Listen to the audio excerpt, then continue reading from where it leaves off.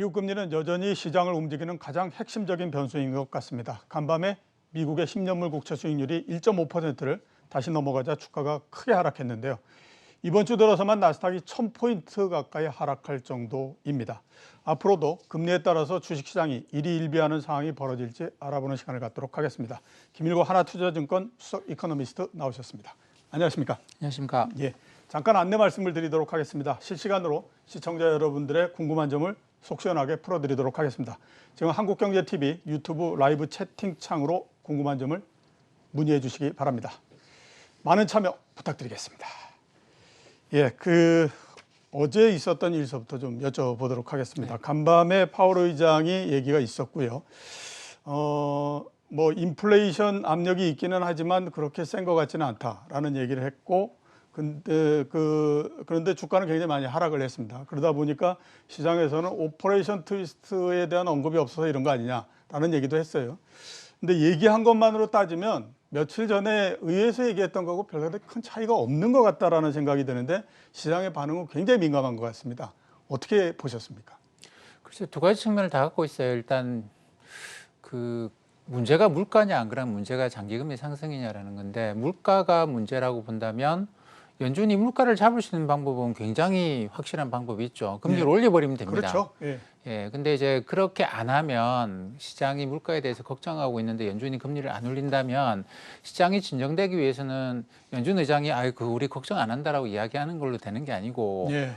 진짜로 물가가 안정되는 걸 봐야 되거든요. 그러려고 그러면 일단 3분기 물가는 뭐 누구나 다 동의하시겠습니다만 상승폭이 상당히 좀 나올 것 같아요. 4분기 안정될 거냐를 봐야 되는 그런 상황일 거고, 그러니까 뭐 금리 인상도 안 한다고 하죠. 그다음에 시장이 물가 안정을 확인할 수 있는 시간 아주 좀 많이 남았죠. 그러다 보니까 시장의 물가 불안 요인이 가실 이유가 없습니다. 지금으로서는 시장이 물가를 계속 불안해할 수밖에 없는 상황이고, 장기 금리 상승에 대해서는 뭐 그렇게 말씀하시는 분들이 꽤 있어요. 그러니까 연준이 장기금리 상승을 막지 않겠는가라는 건데, 뭐 지난 시간에도 말씀드린 것 같은데 그거는 예전에 버냉키 의장 시절 때 하던 일입니다. 근데 그때 버냉키 의장이 왜 했느냐면 그때는 주가가 고점 대비 상당히 좀 떨어져 있었죠. 2007년 고점 대비 상당히 떨어져 있었고 집값도 많이 떨어져 있었던 상황입니다. 특히 더블딥이 생기면서 집값이 잠깐 반등하다 다시 하락을 한 상황인데, 이런 자산 가격이 하락한 거를 다시 원상 복귀시키기 위해서 시장을 조작한 것이죠. 근데 이게 문제가 돼서 뭐 제가 볼 때는 버냉키 의장은 그 이후에 잘린 겁니다. 그러니까 이게 미국의 보수파가 보기에는 연준이라고 하는 걸 미국 의회가 만들 때 시장에 개입하라고 만든 건 아니거든요. 미국이 사회주의 국가는 아니잖아요. 그러니까 이 자본주의 국가 중에서도 가장 개인의 자유의 중요성을 많이 느끼고 금융시장의 독립성이라고 하는 거 어마어마한 비중을 많이 두는데, 뭐 버냉키 의장은 어쨌든 자기는 선의로 개입하긴 했습니다만 시장에 아주 강력하게 개입을 한 것이죠. 이거는 시장의 자율적인 기능을 훼손시키는, 사회주의에서는 아무 문제가 안 됩니다만 미국 자본주의에서는 심각한 문제가 되는 것이죠. 그렇기 때문에 이거는 정말로 비상 상황에서나 쓰는 것이다라고 하는 것이 연준의 기본적인 생각입니다. 그 이후에 뭐 옐렌이 이제 그 버냉키 의장의 자리를 이어받고 난 다음에 옐렌이 여러 차례 의회에 가서 그런 이야기를 했어요. 그거는 비상 상황에서 쓰는 건데, 근데 지금 주가가 조금 떨어졌다고 해서 이게 비상 상황이냐라는 것이죠. 그건 아니죠. 근데 작년처럼 바이러스가 급속도로 확산되면서 이게 이제 경제 활동이 급격하게 침체로 간다라는 게 보인다고 한다면 지금 당장 장기 채권을 사서 장기 금리를 끌어내리겠죠. 그렇죠. 근데 사실 그 정도가 되면 연준이 장기채를 사겠다고 말을 안 해도 시장에서 알아서 내려갑니다. 그러니까 시장은 그런 생각을 하고 있기 때문이죠. 근데 지금처럼 주가가 올라가다가 멈췄다, 또는 주가가 올라가다가 좀 조정을 받았다, 뭐 나스닥은 좀 떨어졌습니다만 사실 미국의 주식시장이라고 이야기를 하면 그거는 S&P 500을 기준으로 봐야 되거든요. 그렇죠. 그 고점 대비해서 5% 떨어졌는데, 이거는 사실 고점 대비해서 10%에서 20% 떨어지는 거는 그냥 일상적인 조정이라고 봐야 됩니다. 그런 일상적인 조정 상황에서 거기다가 좀 있으면 경제가 백신 보급되고 난 다음에 경제가 급반등할 걸로 예상되는 상황에서 그런 행동을 할 것이냐, 그거는 제가 볼 때는 너무 비상 상황에서 쓰던 걸 자꾸만 사람들이 일반화시키고 있는 것 같아요. 그거는 좀 무리한 것 같습니다. 글쎄요, 제가 봐도 좀 너무 그동안의 저금리 상황에 주식시장도 그렇고 경제도 그렇고 너무 젖어 있다라는 생각이 드는 게 과연 지금 오퍼레이션 트위스트에서 뭐 장기 채권을 사가지고 금리가 더 못 올라가게 만들고 그럴 수 있는 상황이냐 따져봤을 때 상식적으로는 아니다라고 볼 수밖에 없거든요. 그래서 아마 그 부분들이 연준의 좀 정책도 가로막는 부분이 아닌가라는 생각이 들고요. 근데 또 하나 제가 봤을 때 문제되는 부분들은 뭐냐면 연준이 그래도 여러 차례에 걸쳐서 얘기를 하긴 했었는데 시장의 반응은 연준이 얘기했던 것과 완전히 반대 방향으로서 지금 나오고 있는 상태거든요.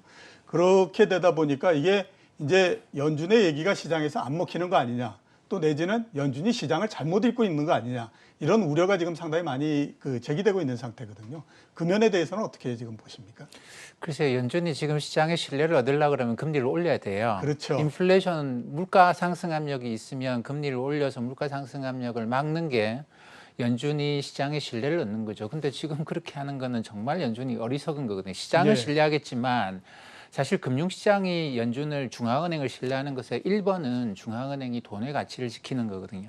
근데 지금은 저도 그런 생각에 동의합니다만 중앙은행이 돈의 가치 지키는데 집중해서는 안 된다라는 거고 그러다 보니까 파월 연준 의장도 전통적인 중앙은행 총재, 연준 의장의 행동 방식하고 좀 다른 거죠. 그러다 예. 보니까 스스로 이제 기존의 연준의 가치를 좀 버리고 그러면 어떻게 합니까? 물가 올라가도록 우리 방치하겠다는 말은 할 수가 없고 그렇죠. 물가 상승 압력이 뭐 좀 있긴 하겠지만 그렇게 거짓말을 할 수는 없어요. 그러니까 물가가 올라가긴 좀 올라갈 것 같다. 근데 우리가 생각할 때 이게 뭐 그렇게 심각한 문제는 안 될 것 같아서 우리는 물가보다는 경제에 신경 많이 쓰고 우리는 물가 올라가는 거 그렇게 싫어하지는 않는다. 그리고 고용이 제대로 창출될 때까지 끝까지 한번 가보겠다. 이런 이야기를 계속 반복을 하는 거죠. 그 과정에서 사실 뭐 주식시장이 만약에 지금 낮은 상황이라면 굉장히 환호할 겁니다. 아, 연준이 금리 끝까지 안 올리고 고용 창출할 대로 계속 가겠구나.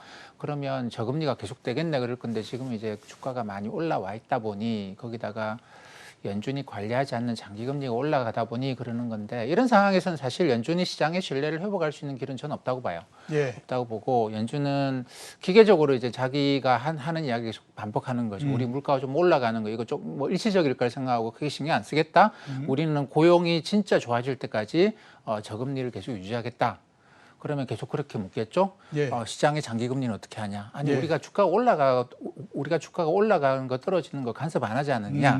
이 장기금리라고 한 장기채권이라는 것도 주식처럼 이거는 자본시장입니다. 이거는 뭐 우리가 흔히 이제 금융시장을 마니마켓 시장, 단기금융시장이라고 많이 이야기하죠. 그다음에 자본시장 이렇게 이야기하는데 이 자본시장에는 주식시장, 그다음에 장기채권시장 이런 게 자본시장을 형성해요. 캐피탈 마켓입니다. 이거는 중앙은행이 함부로 개입하는 것은 아니다. 예. 비상 상황이 되면 개입하겠지만 지금 그렇게 비상 상황은 아니지 않느냐 이렇게 이야기를 하겠죠. 예.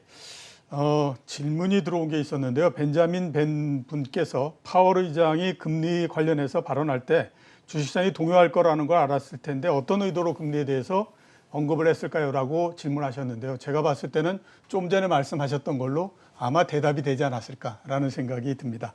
자, 그래서 이제 그 관심을 많이 모으고 있는 게 3월 FOMC가 어떻게 될 거냐 하는 부분들입니다. 네. 3월 FOMC 전망에 대해서는 어떻게 지금 보십니까?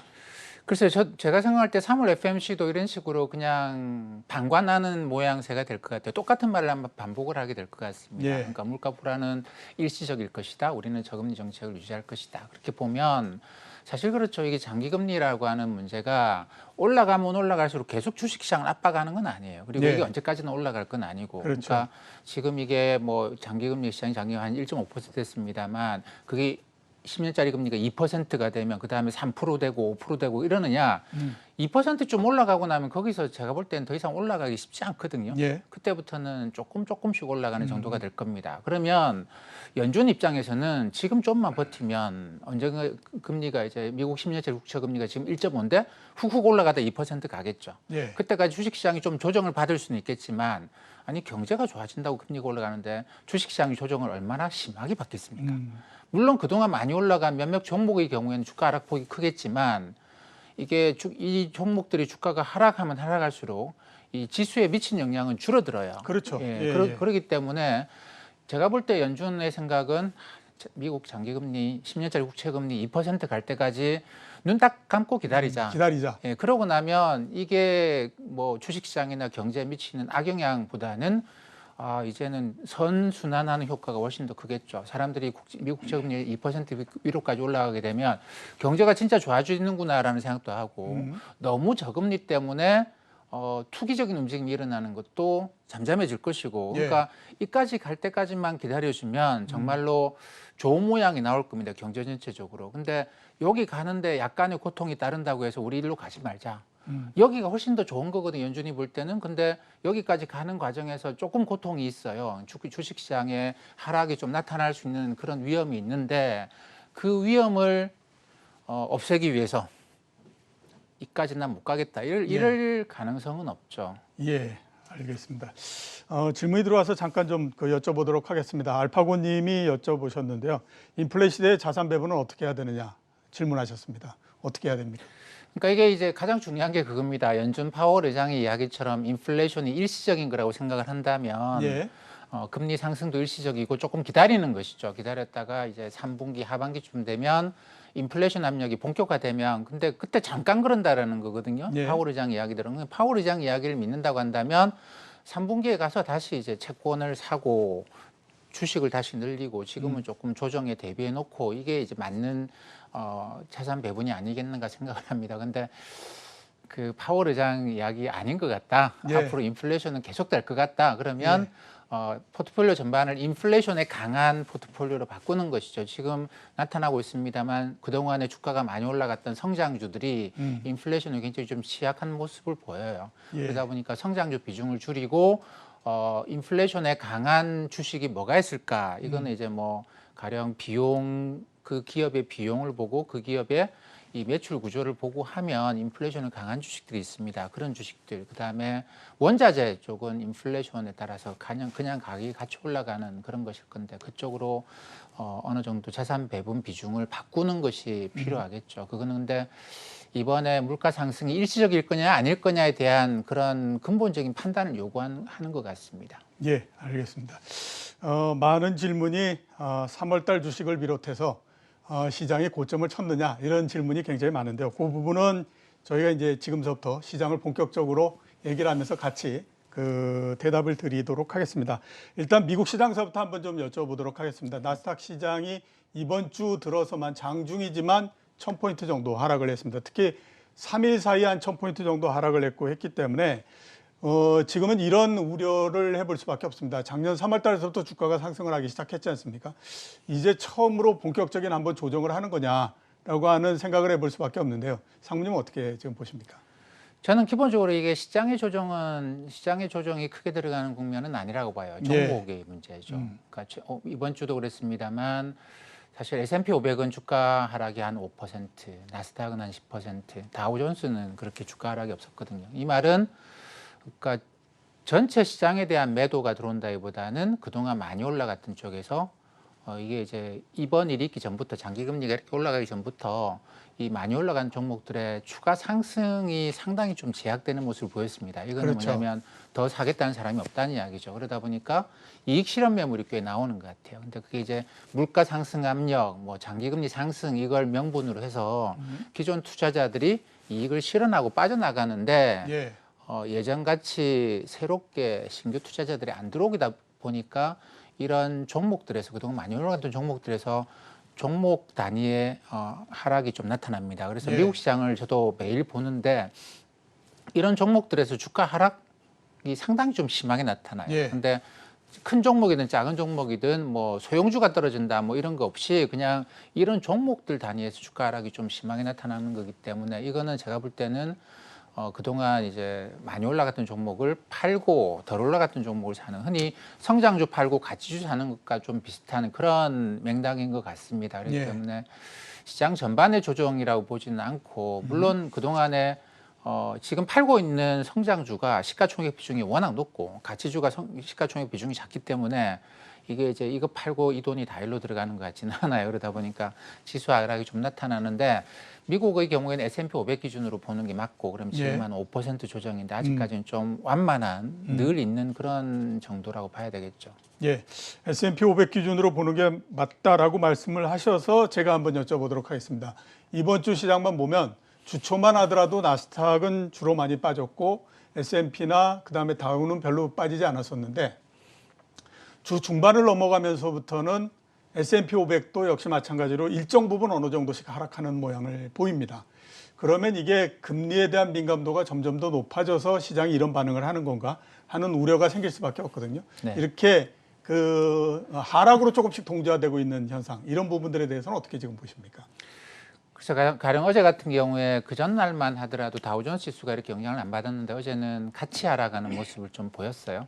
그러니까 뭐 그동안 금리 올라가면 좋은 거 아니냐라고 하는 은행주들도 그랬고 그다음에 유가 올라가는데 어제도 유가 올라가는데 뭐 이러다 보니까 아무래도 가치주에는 이게 뭐 저기 전통 에너지나 금융 이쪽 섹터의 비중이 좀 크거든요. 그렇기 때문에 뭐 이게 받쳐주면서 전반적으로 다우존스 지수를 좀 받쳐주기는 했는데 이게 시간이 지남에 따라서 조금씩 힘이 약화되는 거는 맞습니다. 힘이 약화되는 건 맞고.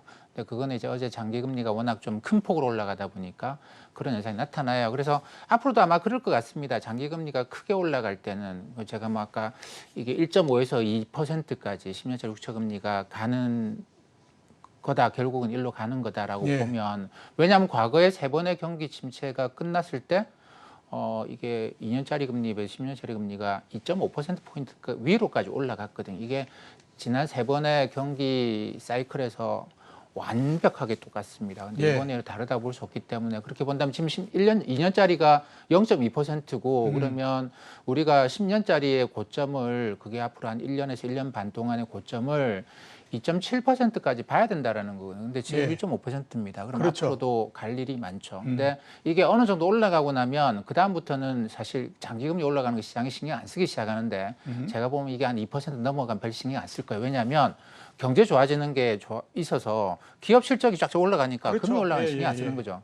근데 지금은 아직 기업 실적은 좋아지지 않고 있는데 금리만 올라가다 보니까 시장이 조정을 받는 겁니다. 그래서 그렇다고 한다면 결국은 그런 것이 되겠죠. 지금은 장기금리가 뭐 좀 많이 올라가는 날 시장 전반이 충격을 받을 수 있어요. 근데 시간이 지남에 따라서 실적이 좋아질 거다 이렇게 되면 그 기업들에 대한 기대감, 그러니까 이번에도 이제 뭐 경기 부양책이 아마 나오지 않겠습니까? 규모가 얼마나 될지는 잘 모르겠습니다만 나온다고 한다면 지금 이미 뭐 항공주나 이런 기업들 보면 주가가 상당히 그렇죠. 이번 주도 예, 올라갔거든요. 이게 실적이 드디어 이 기업들이 3분기부터 개선될 거다라는 기대입니다. 그렇기 때문에 가치주라기보다는 어떻게 보면 실적 개선에 대한 기대감이 금리 상승 그런 이제 압박을 누르고 새싹처럼 올라오는 그런 종목들이 있는 것이죠. 예. 근데 기존에 이제 웃자랐던 종목들의 경우에는 바닥을 다시 다져야 되는 이런 문제가 있고 기존에 땅 속에서 뭐 언 땅에서 밑에 있던 애들은 지금 경기 좋아질 것 같아라는 걸로 뭐 금리가 장기 금리가 막 눌러도 이게 새싹이 튀어나는 그런 상황이기 때문에 그런 것 중심으로 보셔야 될 필요가 있어요. 그래서 장기 금리의 움직임은 이거는 이미 많이 올라간 종목들이 좀 영향을 크게 받는데 이것도 마찬가지입니다. 실적이 개선되기 시작하면 뭐 언제 그러냐는 식으로 그렇죠. 예, 예. 장기 금리에 대한 신경 안 써요. 그래서 예. 주식하고 주가하고 장기 금리하고 그림을 그려보면 어떨 때는 같이 움직이고 어떨 때는 반대로 움직이고. 예, 지금 반대로 움직이죠. 예. 근데 과거 그림 그려보시면 같이 움직일 때도 많습니다. 예. 그러니까 이게 금리가 지금 좀 너무 낮은 데서 올라가다 보는 건데 제가 볼 때 10년짜리 국채 금리가 2%까지 가면 주식시장 별로 이게 신경 안 쓸 거예요. 예, 알겠습니다. 자, 마지막 질문을 드려야 될 것 같습니다. 많은 질문을 하셨으니까 국내 시장 어떻게 보십니까, 지금? 일단 뭐 국내 주식시장도 나스닥 올라가는 것만큼 올라갔다 보니까 이게 이제 가치 조정을 받는 그런 모양인 것 같아요. 그러니까 많이 올라간 종목들이 미국 기준으로 올라간 종목들이 많다 보니까 그런 것 같습니다. 근데 이것도 결국은 이제 지금 어쩔 수가 없습니다. 장기금 올라가는 거 이거 어쩔 수가 없고 연준이 이걸 잡아주려고 할 생각도 없는 것 같고 뭐 거기다가 이제 중국도 어느 정도 긴축을 하고 있는 거거든요. 그렇기 때문에 미국의 장기금리 올라가죠. 중국 긴축하죠. 우리나라도 어떻게 하겠습니까? 우리나라도 여기서 뭐 주가 무조건 올라가라고 할 수는 없는 일이고 그렇죠. 어느 정도 긴축에 들어갈 수밖에 없고 신용대출을 좀 억제할 수밖에 없고 때문에 그동안 지난 1년 동안 주식시장이 뭐 때문에 올라간다, 뭐 때문에 올라간다 이런 이야기도 굉장히 많았어요. 근데 지금은 그 생각을 좀 늘려놓고 이제 좀 진정하고 실적이 좋아질 수 있겠는가? 이 실적이 이만큼 나오면 이 주가가 정당화되겠는가? 이런 식으로 따져봐야 됩니다. 주식시장은 벤자민 그레이엄이 그런 이야기를 했습니다만 주식시장은 단기적으로는 이거는 이제 투표 기계다. 그러니까 보팅 머신이다. 누가 사람들이 많이 몰리는가에 따라 주가가 막 올라가는데 길게 보면 주식시장은 이거는 이제 무게 재는 기계다. 저울이다. 그러니까 진짜로 실적이 나오느냐, 그 실적에 따라서 이 기업의 주가가 이게 맞느냐 이런 식으로 계산을 하는 게임인데 그게 이제 지금 여기서 여기로 옮겨가고 있는 중이라고 보시면 될 것 같습니다. 예. 좀 전에 질문 거에 블랙롱님이 상무님은 정말 대단하신 분입니다. 우주의 모든 질문을 해도 모두 답변을 주시는 것 같습니다. 감사합니다. 이렇게 보내주셨습니다. 오늘 출연해 주셔서 감사합니다. 감사합니다. 예, 지금까지 김일구 하나투자증권 수석 이코노미스트였습니다.